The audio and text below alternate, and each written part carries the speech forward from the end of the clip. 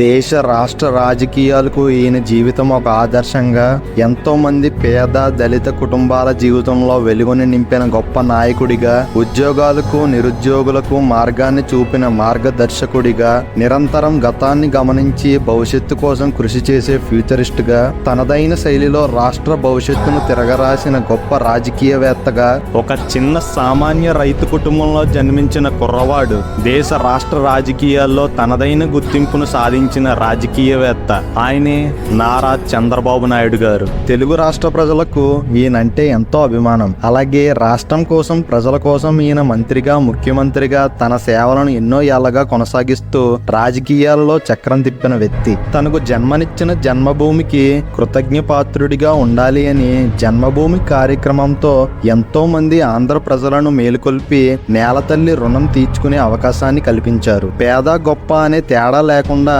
ప్రతి ఒక్కరి చేత శ్రమదానాన్ని చేపించారు. ప్రజల పాలన అనే సంక్షోభంతో ప్రతి ఒక్క అధికారిని ప్రజల వద్దకే పంపించేవారు. భవిష్యత్తులో ఐటీ సంస్థల వల్ల రాష్ట్రానికి, యువతకి అభివృద్ధి చేకూరుతుంది అని ముందుగానే ఊహించే ఒక విజన్ తో హైదరాబాద్ నగరాన్ని ఐటీ హబ్ గా మార్చారు. డ్వాక్రా వంటి ఎన్నో పథకాలతో మహిళలకు వాళ్ళు చెయ్యాలి అనుకునే వ్యాపారాలకు చేయూతని అందించారు. ఇలా ప్రజల కోసం, రాష్ట్ర అభివృద్ధి కోసం నారా చంద్రబాబు నాయుడు గారు చేసిన ఎన్నో ఆసక్తికరమైన విషయాల గురించి, ఒక సాధారణమైన కుటుంబంలో పుట్టి రాష్ట్ర రాజకీయాల్లో ఎలా ఎదిగారో, అలాగే నట సామ్రాట్ అయిన ఎన్టీఆర్ గారితో నారా చంద్రబాబు నాయుడు గారికి ఉన్న తొలి పరిచయాల గురించి, ఎన్టీఆర్ గారు స్థాపించిన టీడీపీ పార్టీలోకి చంద్రబాబు నాయుడు గారు రావడానికి గల కారణాల గురించి, ఇలా ఎన్నో విషయాలు మనం ఈ వీడియోలో పూర్తిగా తెలుసుకుందాం. మీరు వీడియో చూస్తున్నప్పుడు ఏ పాయింట్ లో అయినా మేము ఇస్తున్న ఇన్ఫర్మేషన్ నచ్చినట్టయితే వీడియోని లైక్ చేసి మరిన్ని ఇంట్రెస్టింగ్ వీడియోస్ కోసం మన ఛానల్ని సబ్స్క్రైబ్ చేసుకోండి.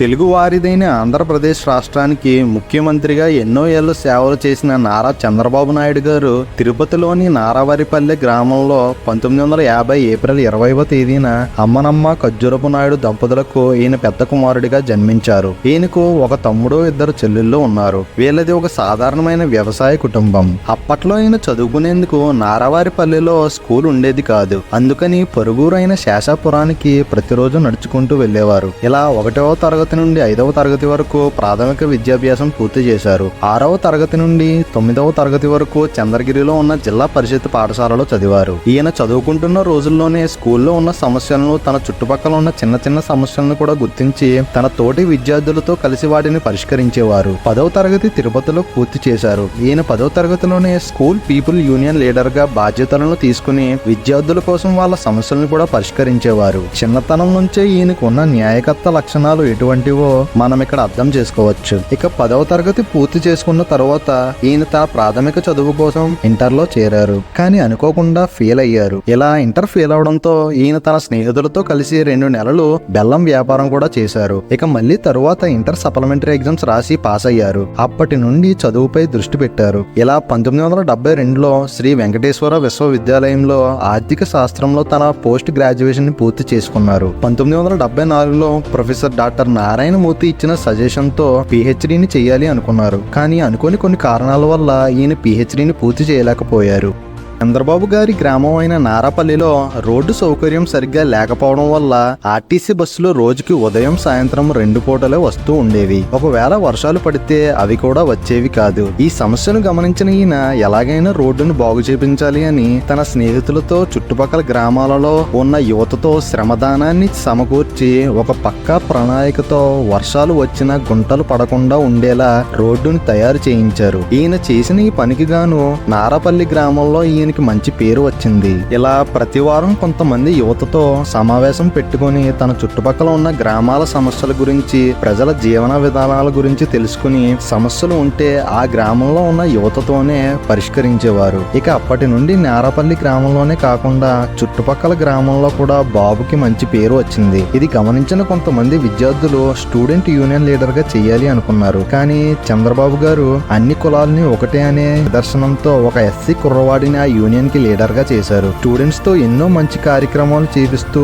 వాళ్ళని ముందుకు నడిపిస్తున్న చంద్రబాబు గారిని చూసిన కాంగ్రెస్ పార్టీ నేతలు నీలాంటి యువతే రాజకీయాల్లోకి రావాలని ఆహ్వానించారు. కానీ చంద్రబాబు గారికి బాగా చదువుకునే ఒక ఐఏఎస్ ఆఫీసర్ గాని యూనివర్సిటీ ప్రొఫెసర్ గా కానీ అవ్వాలి అనుకునేవారు. ఆయన బాగా ఆలోచించినప్పుడు యూనివర్సిటీ ప్రొఫెసర్ అయితే ఒక యూనివర్సిటీకి మాత్రమే పరిమితం అవుతాం, అదే ఐఏఎస్ ఆఫీసర్ అయితే రాజకీయవేత్తలు చెప్పినట్లు చెయ్యాలి, అదే రాజకీయవేత్త అయితే ఇంకా ఎంతో మందికి సేవలు చేయొచ్చు అనుకుని రాజకీయాల్లోకి వచ్చారు. ఇలా తన స్నేహితులు యువజన సంఘాల సమక్షంలో పులిచెర్ల సమితి యూత్ కాంగ్రెస్ ప్రెసిడెంట్ గా పదవిని స్వీకరించారు. ఇదే ఈయన రాజకీయ జీవితానికి మొదటి అడుగు. ప్రెసిడెంట్ అయ్యాక రాజకీయాల్లో నైపుణ్యం తెచ్చుకునేందుకు ఎన్జి రంగా, రాజగోపాలం వంటి వారితో రాజకీయాల గురించి వీళ్ళ దగ్గర శిష్యుడిగా ఉంటూ ఎన్నో విషయాలు నేర్చుకున్నారు. ఆ సమయంలో జలగం వెంకటరావు గారు ముఖ్యమంత్రిగా ఉన్నారు. ఒక సభా సమావేశం కొరకు చిత్తూరు వచ్చినప్పుడు చంద్రబాబు గారు ఎంతో మంది స్టూడెంట్స్ ని ఆ సభకు వచ్చేలా చేసి ఆ సభ మొత్తం యువతే కనబడడంతో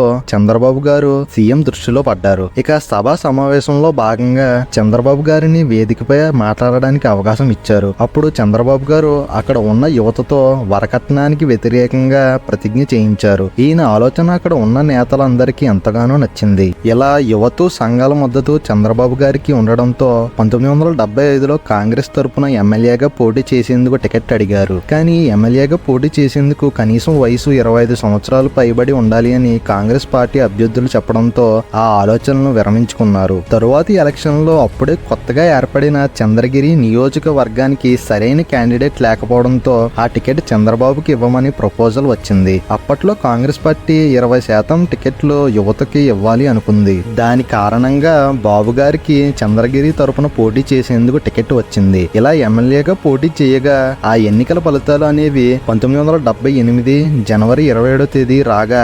2494 ఓట్ల మెజారిటీతో చంద్రగిరి నియోజకవర్గంలో ఎమ్మెల్యేగా నెక్కారు. దానితో 28 ఏళ్ల వయసులోనే అసెంబ్లీలో అడుగుపెట్టిన అతి చిన్న యువకుడిగా చంద్రబాబు గారు రికార్డు సృష్టించారు. ఇది జరిగిన కొన్ని ఏళ్లకి కాంగ్రెస్ పార్టీ టి అంజయ్ గారిని 1982లో సీఎం గా నియమించారు. ఈయనకి చంద్రబాబు గారు చేసిన పనితీరు నచ్చి అప్పటి అధిష్టానంలో ఉన్న కాంగ్రెస్ నేతలు సలహా మేరకు సినిమా ఆటోగ్రఫీ మంత్రి పదవిని చంద్రబాబు గారికి ఇచ్చారు. అప్పట్లో ఎన్టీఆర్ గారి అబ్బాయి సినిమా థియేటర్ విషయంలో చంద్రబాబు నాయుడు గారిని అప్పుడప్పుడు కలుస్తూ ఉండేవారు. ఇలా వీళ్ళిద్దరి మధ్య పరిచయం ఏర్పడింది. ఎన్టీఆర్ గారికి సొంతంగా పొలిటికల్ పార్టీ పెట్టాలని ఆలోచన ఉందని తెలుసుకోగా బాబు గారికి బాగా పరిచయమైన జయకృష్ణ గారి ద్వారా ఒక రోజు రామకృష్ణ స్టూడియోలో ఎన్టీఆర్ గారిని కలిసి మీరు ఖచ్చితంగా రాజకీయాల్లోకి రావాలని అడిగారు. ఇలా చంద్రబాబు గారు కోరుకున్నట్టే ఎన్టీఆర్ గారు రాజకీయ ప్రవేశం చేశారు. రాజకీయ కార్యకలాపాల కోసం తరచూ చంద్రబాబు గారు ఎన్టీఆర్ గారు ఇద్దరు కలవడంతో చంద్రబాబు గారికి ఉన్న తెలివితేటలు, పనిపై ఉన్న నిబద్ధత,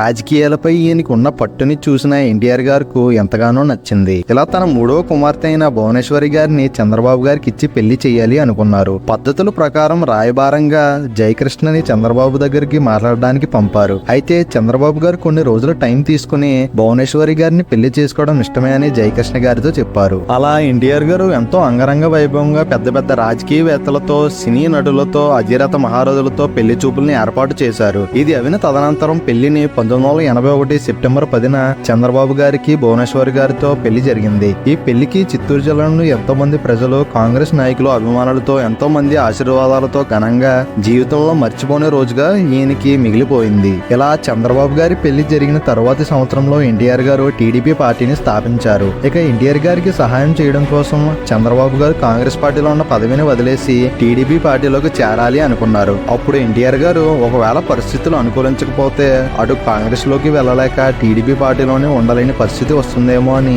ఎలక్షన్స్ అయిన తర్వాత చూద్దామని అనడంతో చంద్రబాబు గారు కాంగ్రెస్ పార్టీలోనే ఉండిపోయారు. ఇది ఎలా ఉండగా చంద్రబాబు గారు అమర్నాథ్ గారికి వ్యతిరేకంగా కుతూలమ్మని జడ్పీ చైర్మన్ చేయడంతో అమర్నాథ్ గారి వర్గం చంద్రబాబు గారిపై కోపం పెంచుకుంది. అలా చంద్రబాబు గారు గ్రూప్ రాజకీయాలు చేస్తున్నాడని కాంగ్రెస్ ప్రభుత్వం చంద్రబాబు గారిని తనకు సపోర్ట్ చేస్తున్న శ్రీధర్ గారిని సస్పెండ్ చేయడంతో అదే రోజు సాయంత్రం ఫ్లైట్ లో ఢిల్లీకి వెళ్లి ఇందిరాగాంధీ గారిని కలిసి తాను పెట్టిన డెబేట్ లో చంద్రబాబు గారు జరిగిన విషయం అంతా చెప్పి కుతూలమ్మని సాంప్రదాయంగానే గెలిపించాను అని, కావాలంటే మీరు ఒకసారి చిత్తూరు జిల్లాకి ఎంక్వైరీ కొరకు పంపించండి అని, చిత్తూరు జిల్లాలో ఉన్న నా బలం ఏంటో బలగం ఏంటో తెలుస్తుంది అని వాదించి తనపై ఉన్న సస్పెన్షన్ ని తీయించుకున్నారు. 1982 మార్చి 29 టీడీపీ పార్టీని స్థాపించి ఎలక్షన్ లో పోటీ చేయడానికి ఎన్టీఆర్ గారు ముందుకు వచ్చారు. అదే సమయంలో కాంగ్రెస్ పార్టీలో ఉన్న చంద్రబాబు గారు అధిష్టానం అనుమతిస్తే తన మామ అయిన ఎన్టీఆర్ గారిపై పోటీ చేయడానికి కూడా వెనకాడబోనని మీడియాకి స్టేట్మెంట్ ఇచ్చారు. ఈ సంఘటన ప్రజల్లో నాయకుల్లో చంద్రబాబుని హీరోని చేసింది. కానీ ఇక్కడ నుండే చంద్రబాబు గారు అసలైన రాజకీయం మొదలు పెట్టారు. అప్పటి నుండి ఎన్టీఆర్ గారికి చంద్రబాబు నాయుడు గారికి మధ్యన జరిగిన ఘర్షణలు, ఈయన రాజకీయ ఎదుగుదలకు అడ్డంగా వచ్చిన లక్ష్మీ పార్వతమ్మ, వీటినన్నిటినీ దాటి టీడీపీ పార్టీ నుంచి సీఎం గా ఎలా ఎదిగారు, ఆనాటి నుండి రాష్ట్రానికి ఎంత సేవ చేశారో మనం పార్ట్ 2లో తెలుసుకుందాం. మీకు ఈ వీడియో నచ్చినట్టయితే వీడియోకి ఒక లైక్ వేసుకోండి. This is Shri signing of.